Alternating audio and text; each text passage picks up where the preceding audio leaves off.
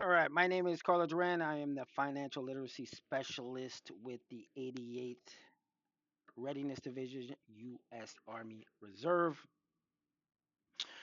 Today, I'm going to put in a trade, but first, if you need a book of appointment, there is my QR code. I have an account with Schwab, and the anytime I log in, it comes to the U.S. market splash screen. You could make this anything you want when you first log in. I like to see what the market's doing, some of the charts, get some news, market reports, some calendar of events.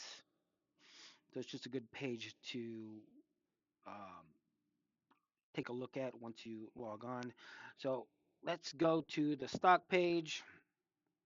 So I'm looking at Altria today. I always recommend putting the code or the ticker into the search here just to make sure I have the right one.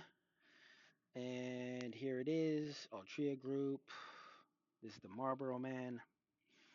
Click on it. There's two tabs up here: equity, which is straight stock, and you have the options. Gives you some prices here: the bid and the ask.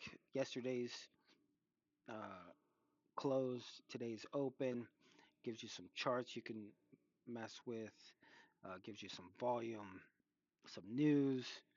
I always look down here at the dividends, especially when I'm buying dividend stocks, and that's because the ex dividend date today is April 15th, which means I missed the dividend for the April 30th payout. I would have had to purchase it by March 25th, 2025 in order to get this $1 payout on April 30th.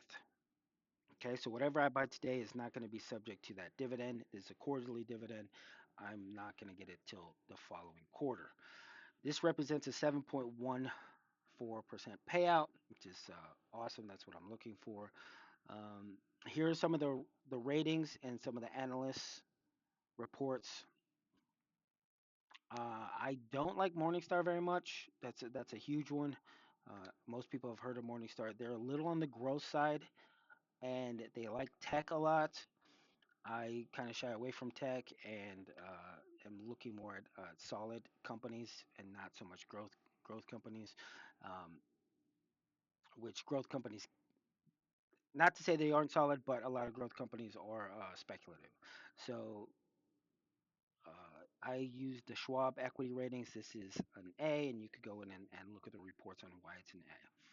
All right, some other stats over here: shares held by institutions. I always look at market cap, um, stuff like that, short interest. So I could go through those a little later, but what I'm looking at is trading. So let's go in and do a buy. And this snap ticket comes up. If I go into trade right here, I could get the full um, screen ticket, but this does just fine. Um, so right now I have 328 shares, and I have three options. Those are probably covered calls. Here's the bid and the ask. They're only a penny apart. That's a good sign. Shows you your cash available up there. Let's go down. This is a buy. You can buy, sell short, buy to cover. These are for options. So let's keep it at buy. You could do quantity. So anytime you hit plus here, and it changes the estimated amount. But if you wanted to do a direct dollar amount, you could put in a dollar amount here by clicking on the calculator. And it says at the current price, I could, if with my $500, I could buy 8 shares, and that would come out to 560. Okay, or I could put, let's say I only have $100. That would only be one share because 2 shares would be over your $100 limit. So you can use this to do specific dollar amounts. Let's say I just want to buy 1 share. Order type, I only use market and limit. I only use market and limit. Market means I want it right this second at whatever price it's trading at. And it's going to estimate it out to be 57.57, but that could come out to be something different just by a few pennies because this is a pretty solid stock and it's not moving very much today. All right. The other limit means at a specific price I want it. So let's say I'm don't want it pay over $57. I could take this down to 57 and it'll only trigger if it's $57 or less. That's why it's called a limit order. All right. Put in for a day. This is only good for today. If it doesn't hit the 57 today, it'll just cancel. All right. You could do extended hours. I never do extended hours because crazy stuff could happen. Extended hours.